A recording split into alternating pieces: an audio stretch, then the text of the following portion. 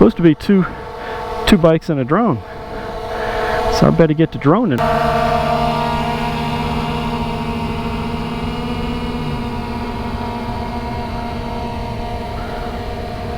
Yeah, that one looks pretty good.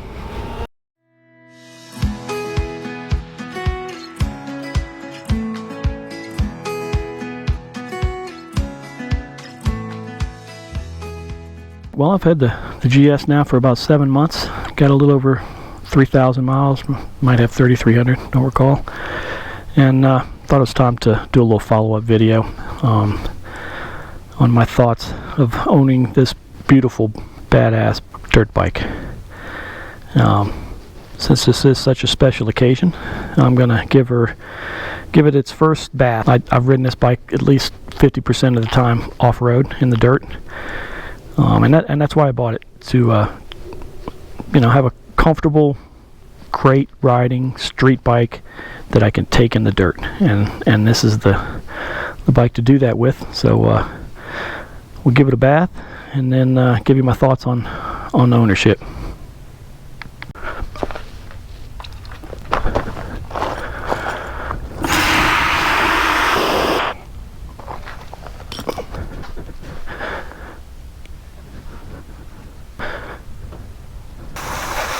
I'll be curious how well the front rim cleans up compared to the back rim, because when I first got the bike, I ceramic coated everything, and I was going to ceramic coat both of the rims, but it was just too much of a pain, so I didn't. I did the front rim, and didn't do the back rim. So we'll see just how easy this thing cleans up.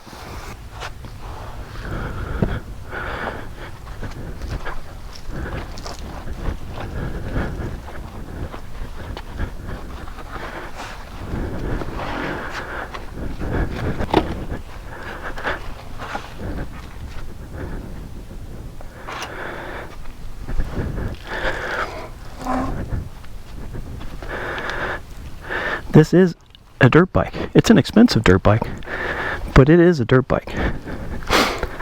It was designed to be a dirt bike that could be ridden on the street, but they already had street bikes.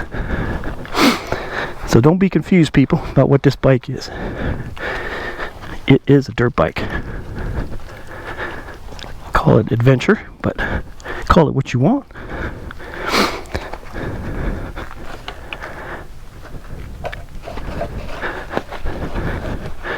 But it is a dirt bike. Let's go get clean like a dirt bike.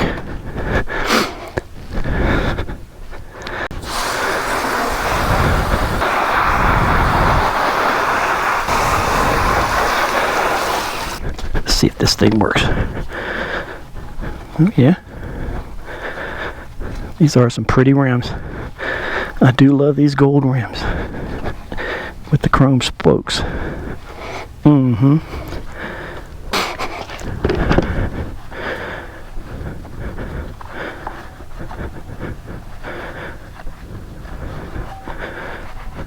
These things are a pain to clean, though, that's for sure. I guess that's a good reason to ceramic coat them.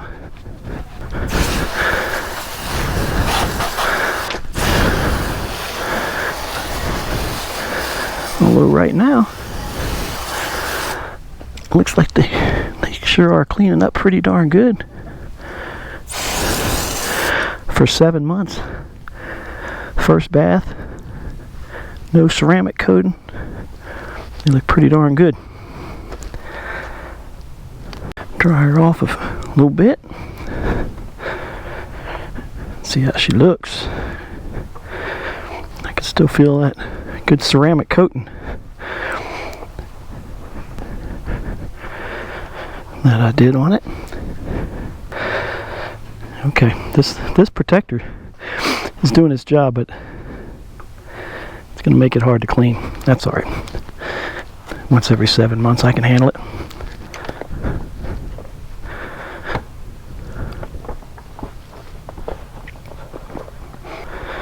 Beautiful, beautiful.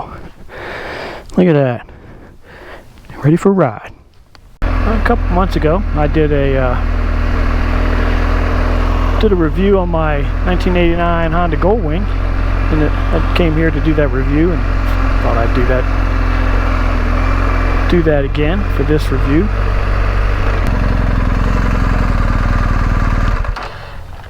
Like I said, I've had this bike for 7 months. 3,400 miles. Half of that has been off-road. I take it off-road whenever I can. I bought this bike for a dirt bike, to be a dirt bike. I have a Goldwing already. I don't need a purely street bike. I caught the adventure riding bug during the COVID time when watched a lot of YouTube and stumbled on that, and not sure why in the world. I never heard of adventure riding before now, but caught the adventure riding bug, and the only cure was to get another bike.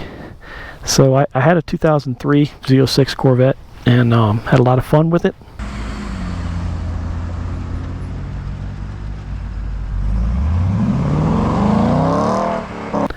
But decided to let it go to a new home. And there she goes. And use that money to buy this very expensive dirt bike. And a lot of people never even take them off-road, but I bought it specifically to be able to take it off-road as often as possible. And so a few reasons I did that. I watched many videos trying to figure out which bike I wanted to get, and this R1250GS, this GS is just the king of adventure bikes. They invented the category basically back in 1981. Introduced to the world on September 1st, 1980, the R80GS was a groundbreaking machine.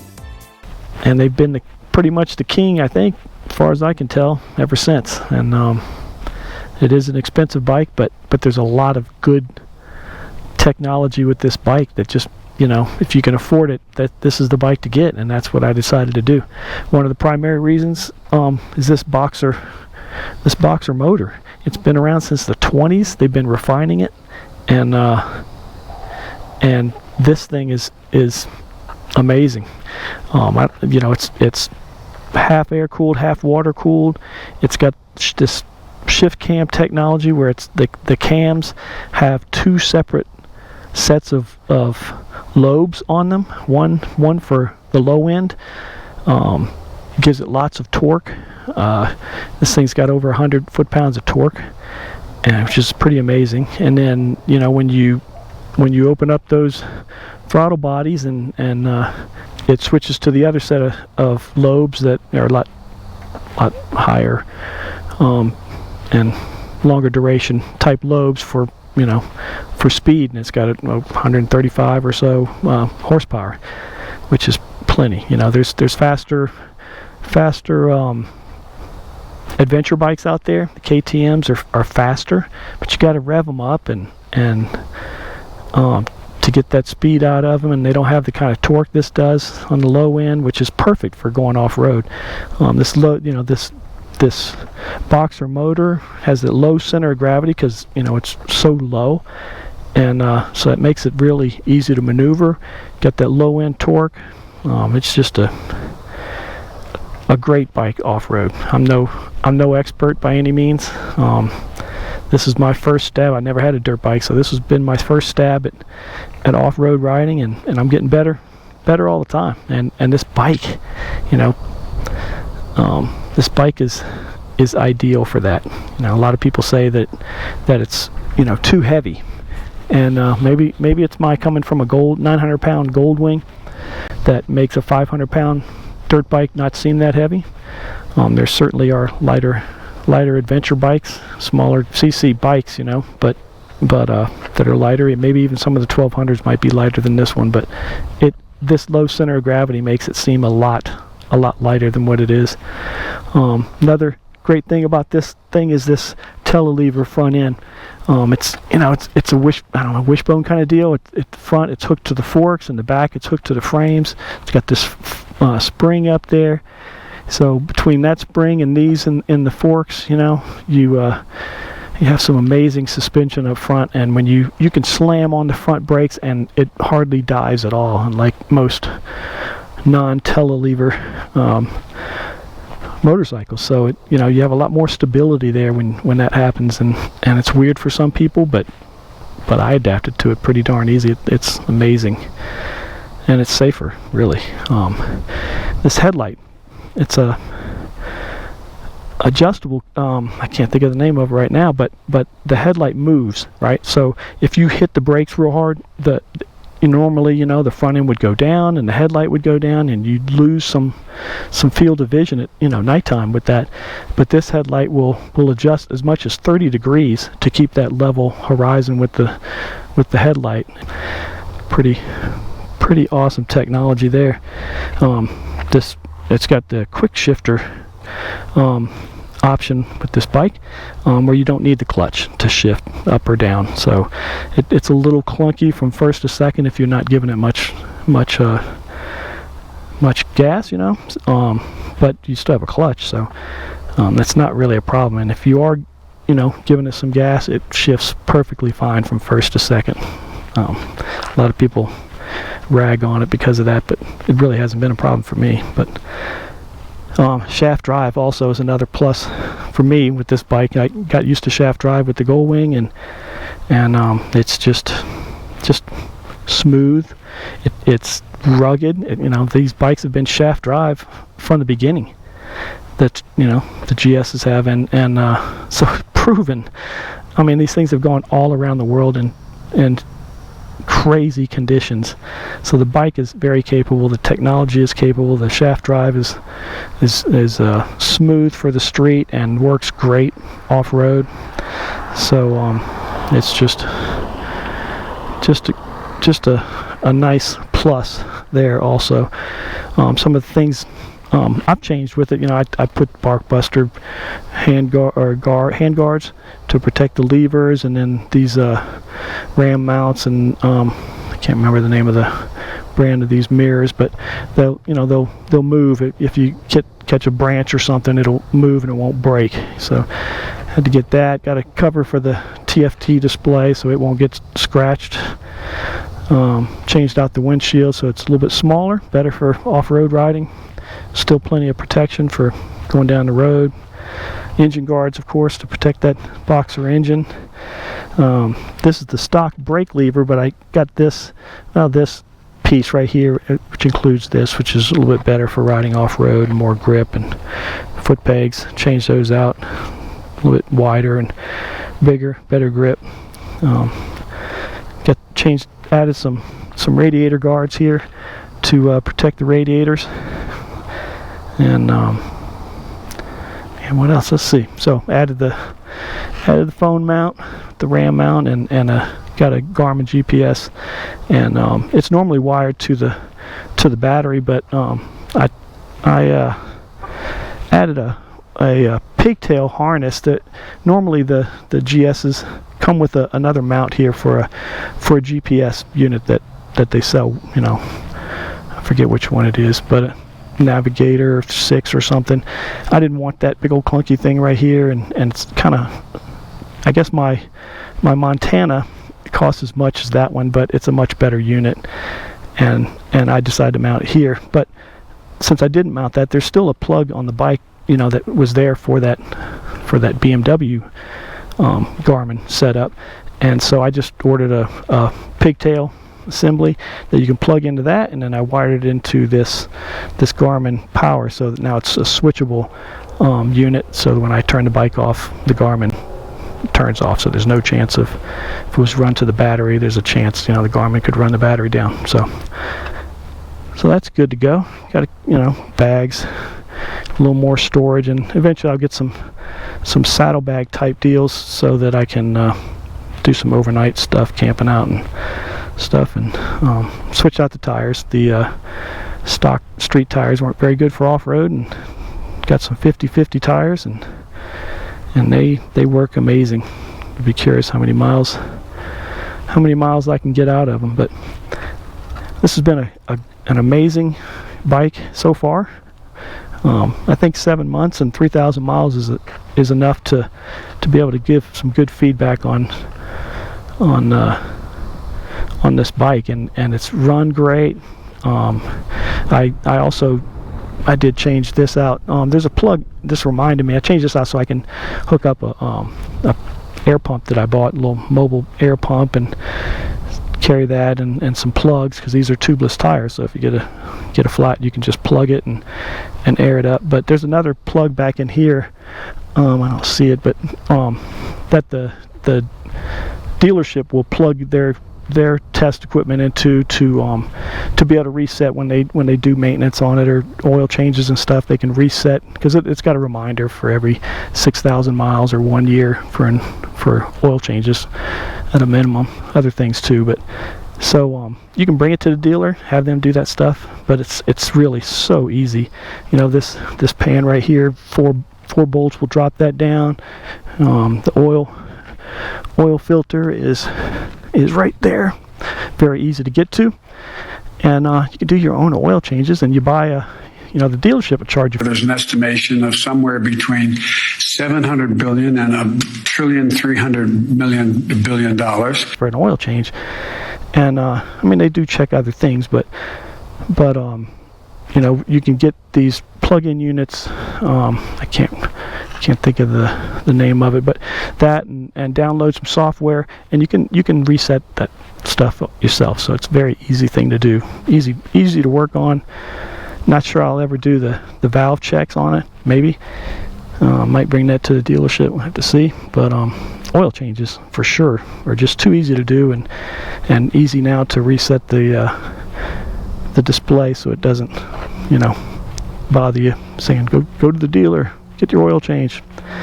So great bike, very smooth running bike, easy to ride, has plenty of power. There's faster bikes, but this definitely has plenty, and it really is. This boxer motor is so low, and when you're standing up, the center of gravity is low. It's super easy to ride on and off road.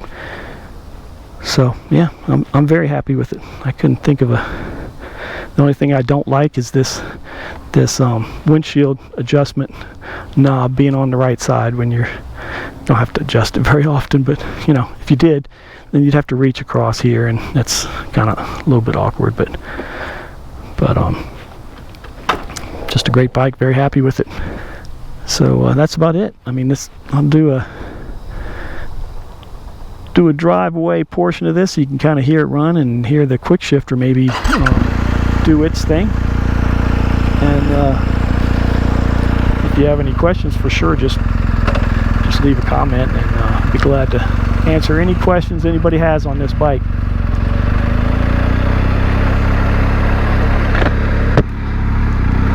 There's another version of this bike called a GS Adventure, GSA.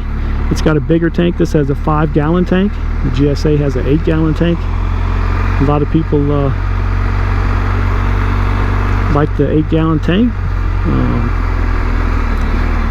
This 5-gallon tank will go 200 miles. I'm ready to get off the bike after 200 miles anyway. So, and it's narrower and easier, lighter with just 5 gallons versus 8 to maneuver off-road. So to me, this was the better choice. I did change out these grips too, actually, from the stock ones. These are a little foamier. I don't remember the brand name, but they feel great. This thing handles really good on knobbies too, so that's been a nice surprise. I didn't know. I've never had a bike with knobby tires, so I didn't know what to expect, but it's been a pleasant surprise. It handles great.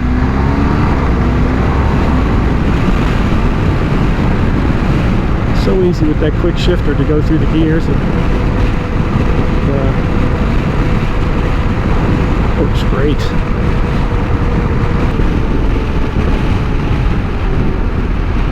You know, when you can just look over and see a dirt road, go to your modes, put it in enduro mode, and hit the dirt, even if you don't know where you're going, you can do it. This is a great bike to go exploring on. Where does this go? That's the direction I want to go. Let's do this. You sure can't do this on a Goldwing, on most bikes, but you can do it at a moment's notice with this bike, and that's what I love about it the most. I don't love a bunch of trash down these hidden away little roads, but so that's it. Great street bike, great dirt bike, no complaints. And if you're thinking about an adventure bike, this is the one right here, in my opinion.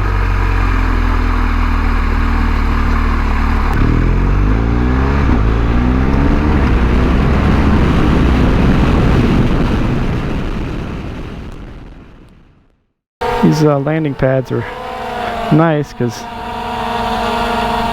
it keeps from all the dust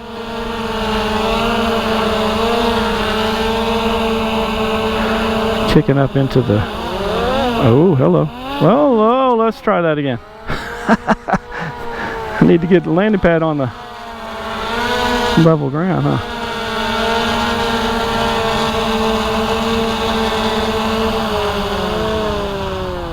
There we go.